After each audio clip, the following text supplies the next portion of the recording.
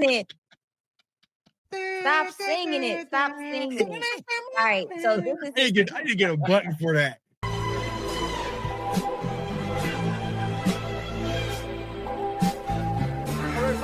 Everybody say yeah. Put your hands together.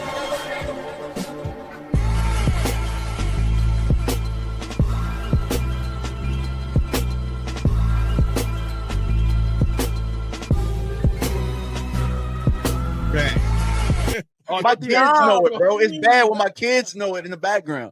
They like, they played around the stadium. So when you walk into when you give them your tickets, they played outside on the speakers.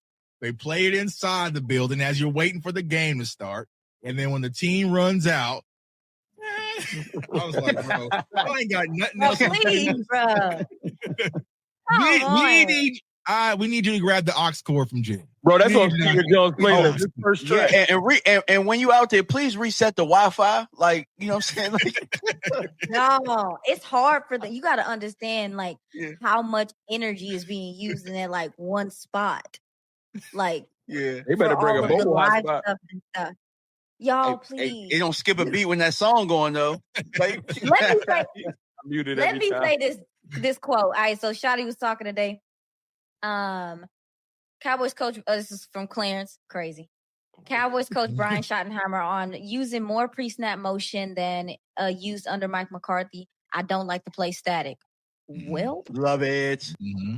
We're going to be multiple. We're going to be under center. We're going to be in shotgun. We're going to run the pistol. We're going to run some wildcat.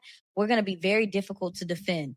When I tell you, I immediately, I said, I need to talk to somebody. You got I was like, I need to talk to somebody about this. Man, listen, I'm excited about it because I never understood why you was running out of shotgun as much as you was. I never understood why you weren't doing more. Mike McCarthy was stubborn. He was leading into play action as well. Like, it never made sense to me. So I'm ecstatic. How do y'all feel about it? I just like. Go ahead. Go ahead. I was gonna say, like, you can see it yesterday. They would move the tight ends over here or moving. Like, we've been asking for this for quite some time. The whole league has been doing it. All he's doing is catching us up to what everybody else has been doing. And now we got a guy like Turpin who can run here, run there. Like, man, we're using the entire field for once. And that's what feels good. You know, I think you said that to Mina today, right? Or something like that. Yeah, I told you. What you say? I said it helps our defense because if they're guarding our stagnant offense all the time in practice, and they get out there and they're not used to modern concepts, they can't carry receivers or tight ends across the field because they're not used to crossing routes. Right. You know what I'm saying? Now they're practicing against it. Motion, right. Right. Communicate. And there's another thing that Schottenheimer mentioned when he was talking about, staying multiple, is he talked about last year with the shotgun runs. And I did a whole video, and I think we did it live, right? The predictability of their offense. So when they came out like 3-by-1 says it was a pass, right? When it was offset right, it was more like, so it's like he was talking about the predictability of when they ran all these shotgun runs. And he was also talking about, getting Dak under center more. Dak is excited because that's his old Mississippi State, right? So it's like you can play a little power football. You can get in a pistol. You can use Joe Milton because we saw his legs today and a little bit of wildcat. Like, these were some of the things that we should have implemented. Now, Shotty ain't got to do it yet, but if you're listening, you know what I'm saying? You know what gets Jay Tuck excited when he throws that little tempo with it. Toss a little tempo in it. Hey, I've been Vachman saying they running a lot of tempo. Yeah. And that was something I saw in camp too, in mini camp is, and I said this on Girls Talk, Boys Talk, I'll say it here.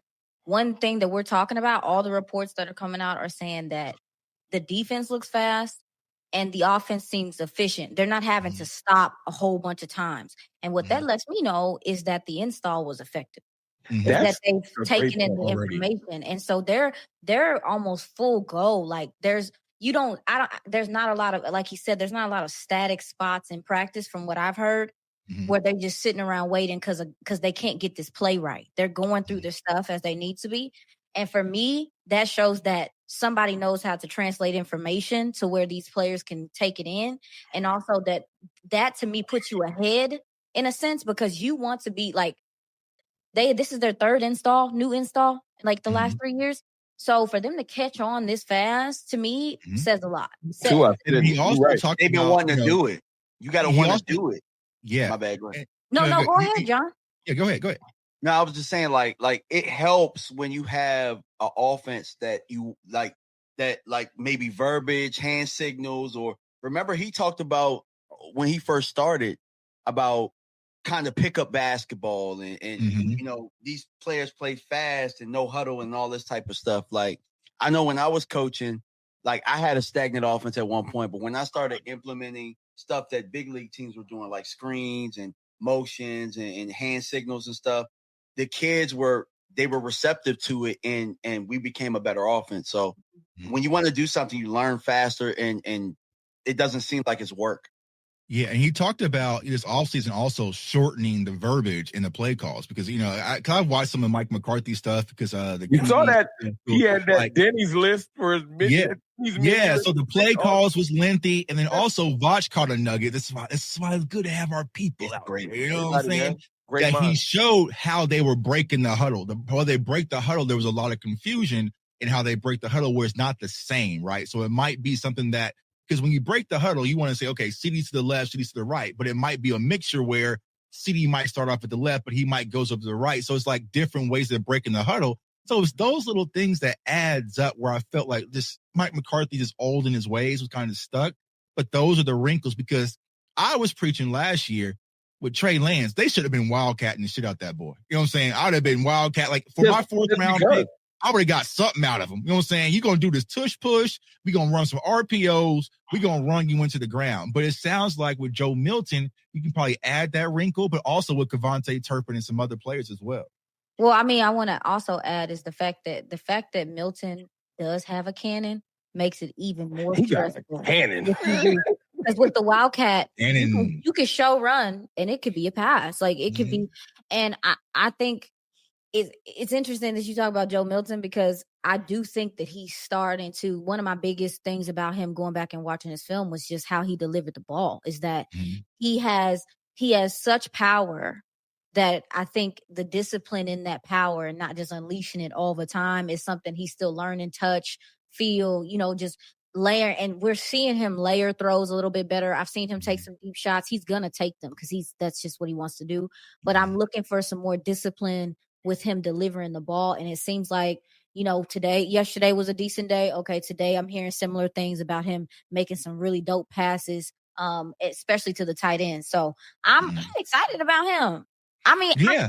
I think you have a formidable. I don't know why people are so nervous to say it. You upgraded at the backup position. Everybody's scared to talk about Milton. It's like it's taboo.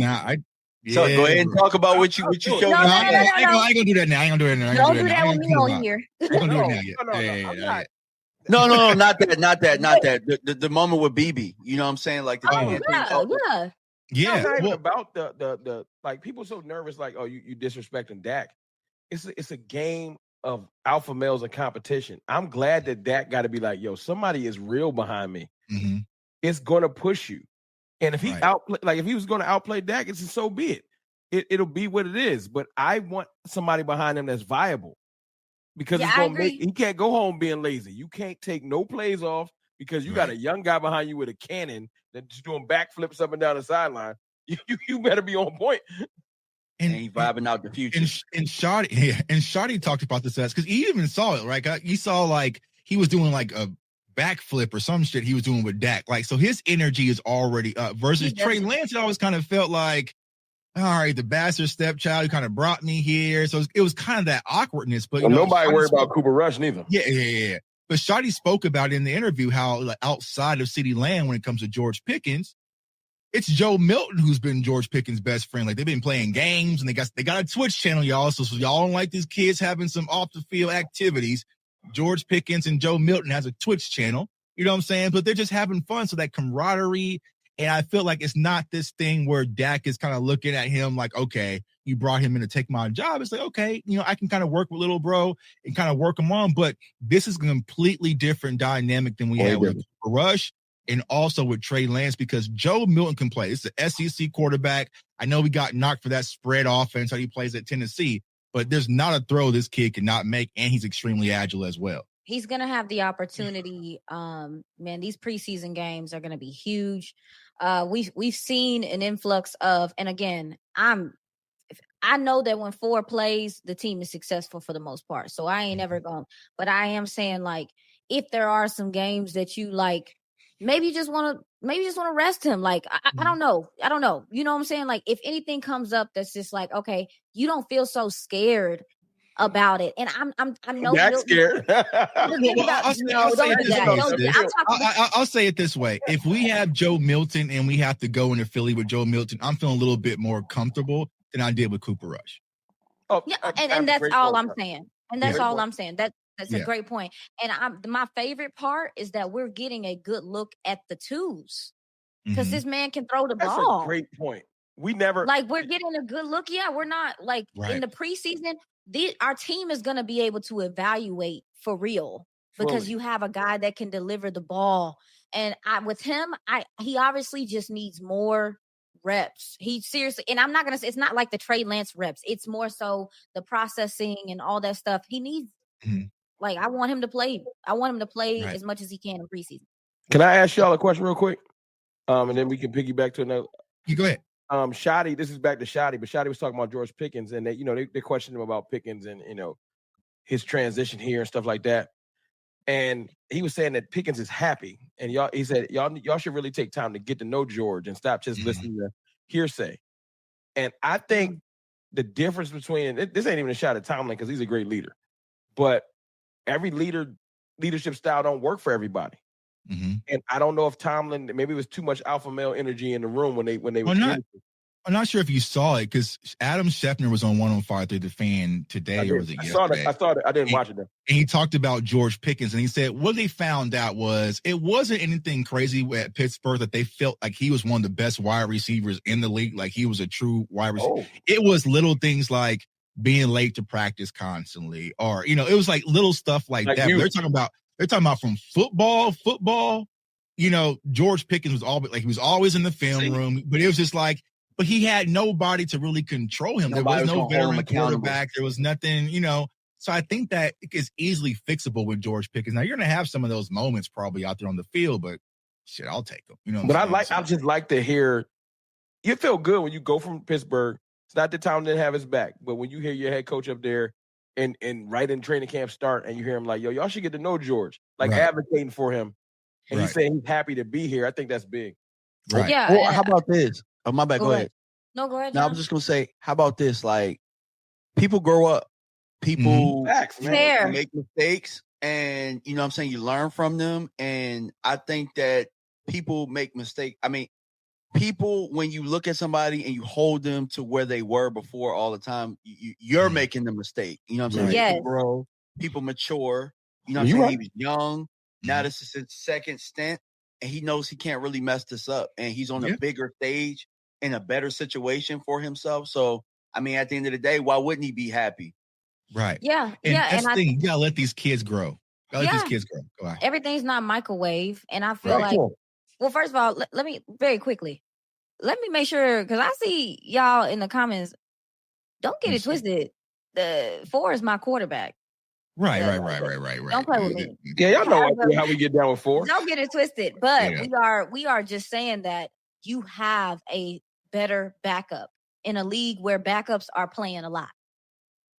That's all we're saying. Yeah, 17 game season going to 18, you're gonna need that. Right. No, and also too, here's this. The Cowboys have an opportunity to develop another quarterback and actually develop one because it's kind of like a lost art these days. And I think that's something they need to do. Or at least take the time to, because they've had talent fall to them for a while. So I'm cool with it. Right. I love it.